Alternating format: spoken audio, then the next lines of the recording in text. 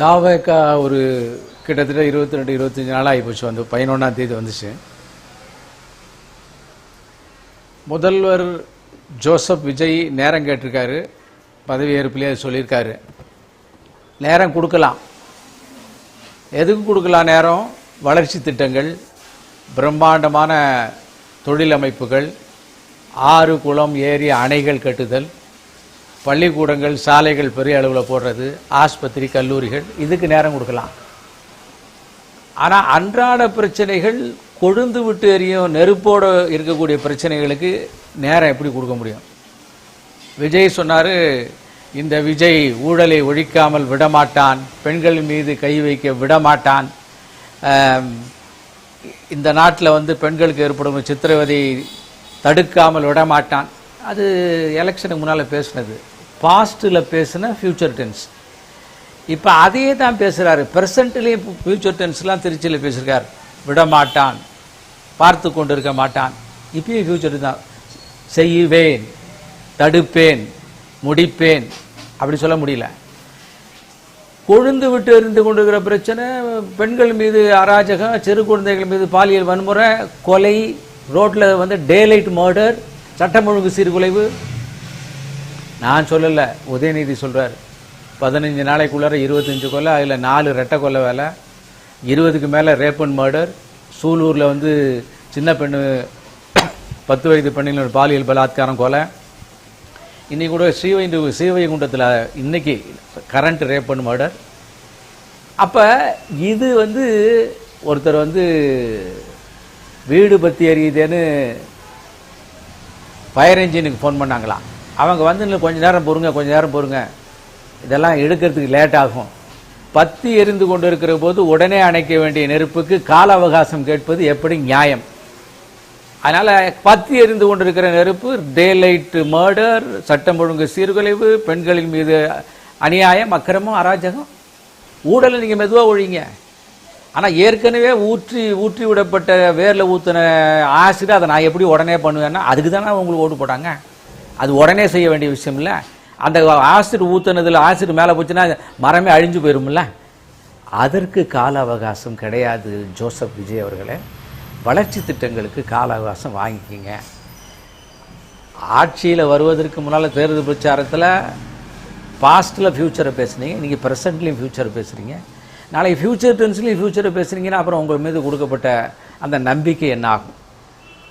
இதை நான் வந்து ஜோசப் விஜய், எங்களுடைய மரியாதைக்குரிய, அன்புக்குரிய, பாசத்துக்குரிய முதல்வர் அவர்களுக்கு தெரிவித்துக் கொள்கிறேன்.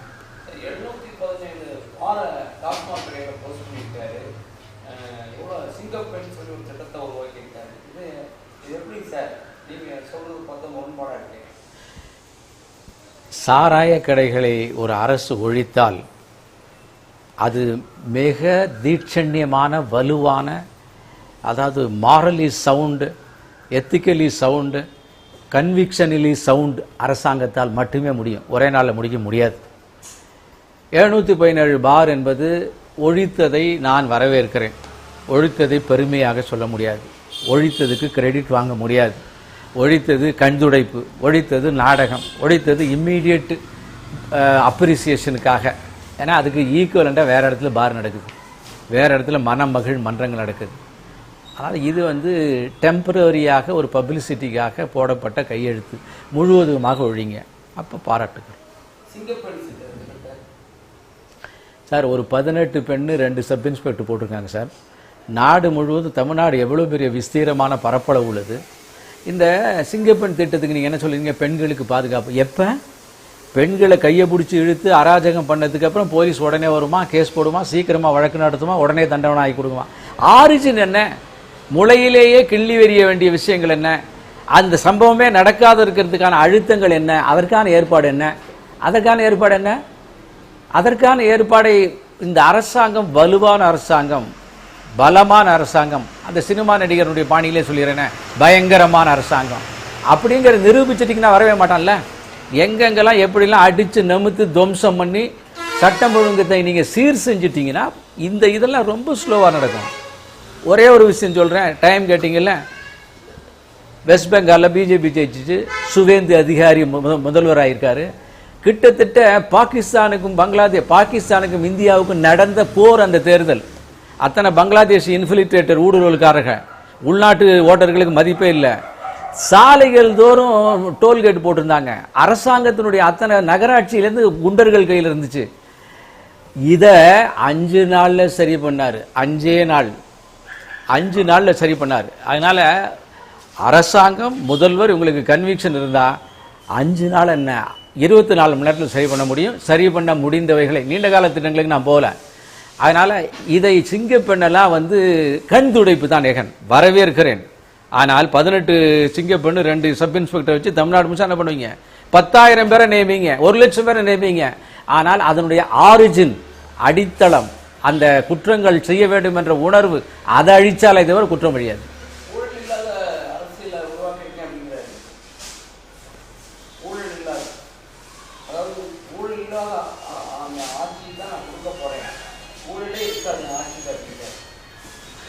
அவருடைய எண்ணத்திற்கு, அவருடைய சிந்தனைக்கு, அவருடைய அறிவிப்புக்கு வாழ்த்து தெரிவிக்கிறேன். செய்து காட்டட்டும். அவங்க கட்சிக்காரங்களை பற்றி நிறைய புகார் வருது. ஆனாலும் நான் இந்த நேரத்தில் கமெண்ட் அடிக்க விரும்பல. செய்து காட்டுங்க.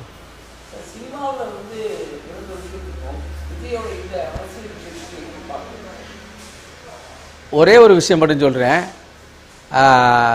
நேற்றுக்கு அவர் பேசின பேச்சில் எந்த சில்லு அல்லு உள்ளே டேமேஜ் ஆனாலும் அதற்கு நிர்வாகம் பொறுப்பல்ல. முதல்வர் பேசுறாரு, இது சினிமா வசனம். எனக்கு வாயில நல்லா வருது, வேண்டாம், சினிமா வசனம். ஒரு முதல்வர் ஆன பிறகு அவர் நடிகராக இருந்தாலும் அந்த பதவிக்கு தகுந்த மாதிரி கொஞ்சம் மாறிக்கணும். அதை எழுதி கொடுக்குறவங்களை கொஞ்சம் மாற்றி கொடுக்கணும்னு அவங்களுக்கு நான் கேட்டுக்கிறேன். ஏன்னா உள்ளுக்குள்ளே அவங்கள சந்திக்க வந்தவங்க சீஃப் மினிஸ்டருடைய அறையிலேயே ரீல் போட்டாங்க. ஆனால் இதெல்லாம் அவர்களை சுற்றி இருப்பவர்கள் செய்வதை நிறுத்துங்க. ஒருவேளை முதல்வருக்கு தெரிஞ்சுதான் நடக்கிறதுனா, அவர் நிர்வாகத்தில் கொஞ்சம் சம்பந்தப்பட்டிருக்கிறாருன்னா இன்னும் நான் அதை நம்பலை. அப்படி இருந்தால் அவர் நிறுத்துங்க. ஏன் இதை சொல்கிறேன்னா, முன்னால் நடந்தது திராவிட மாடல் ஆட்சி. சினிமா வசனகர்த்தா, சினிமா தயாரிப்பாளர், பாடல் எழுதுபவர், வசனம் எழுதுபவர் அவங்க அப்பா கலைஞர் மு. கருணாநிதி. அவருடைய ஆட்சி. சினிமாவில் வசனகர்த்தாவும் கதை எழுதுபவருடைய ஆட்சி. இப்போ சினிமாவில் நடிக்கக்கூடிய ஆட்சி. இது திராவிட மாடல் 2ன்னு சொல்லுவதா இல்லை திரைப்பட மாடல்னு சொல்லுவதான்னு எனக்கு தெரியல. நான் ஒரே நாளில் ஒரு பெரிய புழுதி அள்ளி வீசுவதற்கு தயாராக இல்லை. ஆனால் திமுக ஆட்சியில் என்ன நடந்தது அத்தனையும் அப்படியே நடக்குது. 25 நாளில் எப்படி பண்ணிடுவாங்கன்னா, 25 நாளில் செய்து முடிக்க வேண்டியவைகளை செய்து முடித்தால் இந்த கமெண்ட் வராது. 25 நாளுங்கிறது too long period to curtail so many nonsenses. அதற்கு இந்த அரசு அதிகாரம் இருக்கு, கன்விக்ஷன் இருக்கான்னு தெரியல. அதை தடுத்து நிறுத்திதான் இந்த கமெண்ட் வந்திருக்காது. எனக்கு பயமாக இருக்கிறது, இது திராவிட மாடலின் நீட்சியாக இருக்குமா, திரைப்பட மாடலாக இருக்குமான்னு சொல்வதற்கு பயமாக இருக்கிறது. அத்தனை விஷயம் நடந்து வருது. அந்த பயத்தை போக்க வேண்டியது ஜோசப் விஜய் அவர்களுடைய, மாண்புமிகு ஜோசப் விஜயனுடைய குறிக்கோளாக இருக்க வேண்டும்.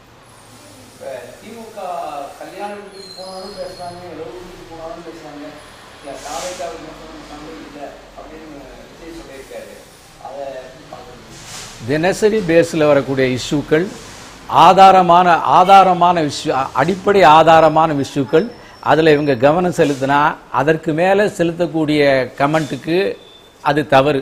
உதாரணத்துக்கு காவிரி நீர் பங்கிட காலங்காலமாக 60 வருஷமாக ஆண்ட திமுகவால் ஒன்றும் பண்ண முடியல, மத்தியில் ஆட்சியிலேருந்து ஒன்றும் பண்ண முடியல, இவங்க பண்ண போறேன்னு வேற சொல்லிட்டு இருக்காங்க. கடிதம் தான் எழுதிட்டு இருக்கலாம். ஆனால் கூட்டணியில் இருக்கிற காங்கிரஸை வச்சு சித்தராமையாவுக்கு பின்னால் வந்திருக்கிற சிவகுமார் அவங்க சரி பண்ணினா இவங்க புத்திசாலி, அது செய்ய மாட்டாங்க. யாரு குற்றவாளியோ அவனை தண்டிக்க மாட்டாங்க. ஆனால் டெல்லியில் போய் முறையிடுவாங்க. முடிந்தால் காங்கிரஸில் இருக்கிற செல்வ பெருந்தகையிலிருந்து ஆரம்பித்து மற்றவர்களோடு உடனடியாக சிவகுமாரை சந்தித்து முடித்து பாருங்கள். மத்திய அரசு மீது பழிய போட்டு லெட்டர் எழுதிட்டு இருக்காதீங்க. அதனால திமுகவினுடைய பாயிண்ட் ஆஃப் வியூவில் இவர்கள் மீது குற்றம் சாட்டுவது போல் நாங்கள் சாட்டவில்லை, சாட்ட விரும்பவில்லை, சாட்டவும் மாட்டோம். தினசரி எபிசோடில் நீங்கள் சரி செய்ய வேண்டும் என மக்கள் எதிர்பார்க்கிறார்கள். அந்த எதிர்பார்ப்புக்குத்தான் உங்களுக்கு வாக்களித்தார்கள். அதை செய்யுங்கள். 40 நிமிஷம் கேரளா முதலமைச்சருக்கு வாய்ப்பு கொடுத்தார் சார் பிரதமர். 10 நிமிஷம் தான் தமிழ்நாடு முதலமைச்சருக்கு கொடுத்தார் அப்படிங்கிற அந்த முரண்பாடு பேச்சு இருக்கு சார். இந்த செய்தியில தான் முரண்பாடு, பிரதமர்கிட்ட முரண்பாடு இல்லை.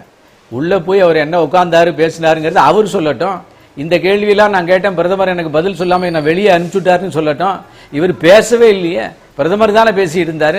ரொம்ப நேரம் பார்த்தாரு பிரதமர், பேசவே மாட்டேங்கிறாரு. எங்கேயாவது இவரை டார்ச்சர் பண்ணினோன்னு சொல்லிடுவாங்களோன்னு சொல்லிட்டு ஐயா நீங்கள் போயிட்டு வாங்கியான்னு சொல்லிட்டாரு. உள்ளே போனதுக்கு ஏதாவது கணக்கு காமிக்கணும்ல, வெளியே வந்தோன்னே பக்கம் பக்கமாக அறிக்கை வெளியிட்டாங்க. ஆகவே இவர் பேசினால் அவர் பேசுவார், இவர் கேட்டால் அவர் பதிலளிப்பார், இவர் இருந்தால் அவர் ஆதரிப்பார். அதனால வெளியில் வந்து நீங்கள் புதிய நேரேட்டிவ் செட் பண்ணாதீங்க நண்பர்களே. மாநில அரசுல வந்து தன்னுடைய முழுமையான கவனத்தை செலுத்தலாம்னு சொல்லிட்டு கனிமொழி முடிவு எடுத்தாங்க. திராவிட மாடல் அரசு ஒரு பெரிய நெருக்கடியை கனிமொழி வருதுன்னு ரொம்ப லேட்டுங்க. இதை முன்னாலேயே செஞ்சிருந்தீங்கன்னா அவங்க ஆட்சி கவிழ்ந்திருக்காது. செய்ய வேண்டிய நேரத்தில் செய்யாமல் திடீர்னு இது தமிழ்நாட்டுக்கு வர்றதுக்கு என்ன காரணம்? அது வரலும் வர விடாமல் இருந்தாங்க. உங்கள் கசன் பிரதேசெலாம் அவங்களுக்கு ஹெல்ப் பண்ணாமல் இருந்தாங்க. வேறு வழி இல்லை. இந்த நேரத்திலேயாவது தமிழ்நாட்டில் வந்து கட்சியில் ஒரு போஸ்ட்டை பிடிக்கலாமான்னு வரீங்க. டூ லேட் கனிமொழிச்சி. இடைத்தேர்தலில் நாங்கள் போட்டியிட வேண்டாம் அப்படிங்கிற ஒரு முடிவுக்கு திமுக ஒரு ஆலோசனை செஞ்சுருக்காங்க. அப்படி பார்க்குறீங்க? போட்டியிட்டால் டெபாசிட் இழப்பார்கள். அதை தவிர்ப்பதற்காக வேண்டாம் என்று ஒரு ஜென்டிலாக ஒதுங்கக்கூடிய ஒரு தோல்வி. இந்த பாஜக வந்து இந்த தேர்தலில் என்ன கருத்து தமிழ்நாடு பாஜக இந்த தேர்தலை பற்றி தினமலர் நேயர்களுக்கு ஒரு சின்ன விஷயத்தை சொல்லிடுறோம். தமிழ்நாட்டில் திமுகவை அகற்றுவது மட்டும்தான் பாஜகவினுடைய இந்த தேர்தலின் குறிக்கோள். சீட்டு 27க்கு பதிலாக 17 கொடுத்தாலும் வாங்கியிருப்போம். எங்களுடைய நோக்கம், நாங்கள் எவ்வளவும் தியாகம் பண்ண தயார். ஒரே விஷயம், திமுக டு பி அன்சீட்டட். அது எங்களால் நடக்கவில்லை என்றாலும் விஜயால் நடந்திருக்கு. அதனால் விஜய்க்கு பாராட்டுகள். இதில் கற்றுக்கிட்ட பாடம் என்னன்னு சொன்னால், நாங்கள் வந்து தனியாகவே பிஜேபியை வலுவான கட்சியாக உருவாக்குவதற்கான அடிப்படைகளை தீர்மானித்திருக்கிறோம். இந்த வருகின்ற 3-4 ஆண்டுகளில் நாங்கள் வந்து அதை செயல்படுத்துவோம். ஒரே ஒரு விஷயம் மறுபடியும் தினமலர் நேயர்களுக்கு சொல்கிறோம், வெற்றி பெறுவது பாஜகவிற்கு பெரிய விஷயம் அல்ல. 23 மாநிலங்கள் இருக்கும், ஒன்றுமே இல்லாத கட்சி, 2 எம்பியோடு இருந்த கட்சி. இதே அஸ்ஸாமில் 2011 96 இடங்களில் டெபாசிட் போச்சு, 126க்கு. 16 எதிர்கட்சியானோ, 21 கூட்டணி ஆட்சி, 26 அப்சல்யூட் மெஜாரிட்டி 2/3. அதே கதை தான் வெஸ்ட் பெங்கால்லையும். தமிழ்நாடு எங்களுக்கு விதிவிலக்கு அல்ல. இது மாறுதட்டுகின்ற செய்தி அல்ல. பாஜக அப்படிப்பட்ட கட்டமைப்பு மிக்க இயக்கம். அதனால் இதை தமிழ்நாட்டு மக்களுக்கு நான் தெரிவிக்கிறோம். இதுதான் இந்த தேர்தலிலே நாங்கள் கற்றுக்கொண்ட பாடம். எங்களை இன்னும் வலுப்படுத்தி தமிழ்நாட்டின் ஆட்சியை திராவிட கட்சிகளிலிருந்து மீட்பது. மேற்கு வங்கத்தில் சமையல் வேலை செய்கிற வீட்டு வேலை செய்கிற அம்மாவுக்கு வாய்ப்பு கொடுத்துருக்கு. அது என்ன அரசியல் கட்டம்? பீகாரில் ஒரு இளம் பாடகிக்கு வாய்ப்பு கொடுத்தோம். மேற்கு வங்கத்தில் வீட்டு வேலை செய்பவர் கொடுத்தோம். போன தடவை அவங்களுக்கு கொடுத்தோம். அதே மாதிரி அந்த கற்பழிப்பு செய்யப்பட்டு கொலை செய்யப்பட்ட அந்த மருத்துவமனையினுடைய அம்மாவுக்கு கொடுத்துருக்கோம். பாஜக உண்மையான சமூக நீதி கட்சி, விளம்பர கட்சி அல்ல. ஆளு கேண்டிடேட் கிடைக்காம கிடைச்சவனுக்கெல்லாம் வாய்ப்பு கொடுக்குற கட்சி அல்ல. எல்லா கட்சியிலேருந்து ஒவ்வொரு ஐடியாலஜியை இழுத்து போட்டு கதம்ப கட்சி அல்ல. தலைவர்களே இல்லை என்பதால் ஒவ்வொரு கட்சியினுடைய தலைவர்களையும் தான் ஸ்வீகாரம் பண்ணிக்கிட்ட கட்சி அல்ல. இதற்கென்று லட்சியம், கொள்கைகள் எல்லாத்தையும் வச்சு நீண்ட கால தூரத்திலே பயணம் செய்வதற்கான கட்சி. பாகிஸ்தானுக்கு போய் சொல்லுங்க, வெட்கம், மானம், சூடு, சொரணம் இருந்தா இந்த மண்ணை, இந்த மண்ணினுடைய உப்பை, இந்த மண்ணினுடைய வளங்களை தின்று வளர்ந்த அந்த உடம்பு வேற நாட்டுக்கு ஓடி போட்டோம். நான் வந்து மரியாதை கருதியும் சட்டத்தினுடைய மாண்பை கருதியும் நீ வந்து இந்த மாதிரி ஆகி தொலை என்கிற வார்த்தையை உபயோகிக்க விரும்பல. கடந்த 69 வருஷமா தமிழ்நாட்டு அரசியலில் சினிமாவுடைய தாக்கம் தான் அதிகரிச்சிருக்குது. இது எப்படி பார்க்குறீங்க சார்? சினிமாக்காரர்கள் மட்டுமே ஆட்சி படுத்திலே போதிருக்கிறாங்க. அன்னைக்கு அண்ணாதுரையில் ஆரம்பிச்சு விஜய் வரைக்கும் இந்த தேசிய கட்சிகளுக்கான ஒரு பங்களிப்பே இல்லாமல் இருக்கு. என்னுடைய பார்வை வித்தியாசமானது. இந்த முறை வந்து நீண்ட காலமாக தமிழ்நாட்டில் 2 திராவிட கட்சிகளுக்கு மாற்று எதிர்பார்த்துக்கிட்டு இருந்தாங்க மக்கள். எப்போதுமே மாறுதலையும் முன்னேற்றத்தையும் எந்த மனிதனும் எதிர்பார்ப்பான். ஊருக்குள்ள புதுசாக ஒரு டிஷ் சாப்பாடு கொண்டாங்க, உடனே அதுக்கிட்ட போவான். புது கடை வாங்க உடனே போவான். புது ட்ரெஸ் வாங்க உடனே போவான். புதிய பேச்சாளர் வந்தால் போவான். ஏன் நான் உங்களுக்கு புரியுற மாதிரியே சொல்கிறேனே, யூடியூப்பில் புதிய ரீல்ஸ் வந்தால் உடனே பார்ப்பீங்க. புதிதை எதிர்பார்த்து காத்திருந்தான் தமிழன், தமிழ்நாட்டு வாக்காளன். கிடைக்கவே இல்லை. அந்த இடத்த நிரப்புறதுக்கு நான் இருக்கிறேங்கிற ஓரளவுக்கு ஒரு அத்தாரிட்டேட்டிவான எதிர்பார்ப்பை விஜய் கொடுத்தார். கொடுத்ததுக்கு காரணம் அவர் வீட்டு பொட்டிகள், டிவி பொட்டிகளுக்குள்ள டெய்லி வந்துக்கிட்டு இருந்தார் 20 வருஷமா. அதனால நோன் ஃபேஸ், தினசரி என் பக்கத்தில் உட்காந்துருக்கிற மாதிரி வாக்காளர்கள் ஃபீல் பண்ண ஆரம்பிச்சாங்க. மற்ற அரசியல்வாதிகள்லாம் மேடையிலே பேசி பிரபலமாகி அப்புறம் தான் டிவி பெட்டிக்குள்ளே வருவாங்க. இவர் டிவி பெட்டியிலேருந்து மேடைக்கு போனார். அந்த மாற்றத்தின் காரணமாக வந்ததுன்னு தான் நினைக்கிறேன், தவிர சினிமாவினுடைய தாக்கம்னு நான் நினைக்கல. ஆனால் சினிமா பெரிதளவிலே இதற்கு உதவி புரிந்திருக்கிறது. ஆனால் வருங்காலங்களிலே இந்த மாதிரியான மேனா மெனுக்கல் ஜிகுனா வேலைகளின் தலைவர்கள் தமிழ்நாட்டுக்கு வரமாட்டார்கள் என்றும் நான் நம்புகிறேன். இந்த வரக்கூடிய தேர்தல் இந்த பணநாயகம் அப்படிங்கிற விஷயம் எப்படி இருக்குன்னு மாறுபட்ட சூழ்நிலையாக இருந்தாலும் ஏற்றுக்கொள்ளப்பட வேண்டிய ஒரு விஷயம். முதல் முறையாக தமிழ்நாட்டில் ஜாதி மத அடித்து துவம்சம் பண்ணியிருக்காங்க தமிழ்நாட்டு வாக்காளர்கள். அதே மாதிரி காசு கொடுக்குற விஷயத்துக்கு பெரிய மரண அடி கொடுத்துருக்காங்க. இந்த மரண அடி தொடர வேண்டும், இந்த மரண அடி தொடர வேண்டும். எங்களுடைய தலைவர்கள் எல்லாம், நான் இந்த தேர்தலில் மிக நெருங்கிய அளவில் முழு தேர்தல் பணிகளை புரிந்த இடத்துல இருந்ததுனால எங்களுடைய மத்திய தலைவர்கள்லாம் எங்கள்கிட்ட வரும்போது என்கிட்ட பேசுறது, தமிழ்நாட்டினுடைய தேர்தல் இவ்வளோ காஸ்ட்லியாக இருக்குது, இங்கே இவ்வளோ செலவு பண்ண வேண்டியிருக்கு, இவ்வளோ ஊர்வலம் நடத்த வேண்டியிருக்கு, இவ்வளோ மேடைகள் போட வேண்டியிருக்கு, எல்லாத்துக்குமே செலவு என்று 4-5 மாநிலங்களுடைய தேர்தல் செலவை நாங்கள் தமிழ்நாட்டில் செய்ய வேண்டியிருக்குன்னு சொன்னாங்க. அந்த அளவுக்கு காஸ்ட்லியான தேர்தல், வாக்காளர்களுக்கு பணம் கொடுப்பதை தவிர அது தனி பட்ஜெட். அதனால அவ்வளவு காஸ்ட்லியாக தமிழ்நாட்டினுடைய தேர்தல் இருந்தது. இந்த விஜயினுடைய வருகை அதை சரிய வைத்தது. அந்த சரிவு தொடர வேண்டும். காஸ்ட்லி எக்கனாமிக்கலாக மாறணும். தேர்தல் அரசியல் கொள்கையின் அடிப்படையிலும் லட்சியத்தின் அடிப்படையிலும் பெர்ஃபார்மன்ஸ் அதனுடைய அடிப்படையிலும் வரணும். அதற்கு இது ஒரு பிள்ளையார் சுழி போடும்.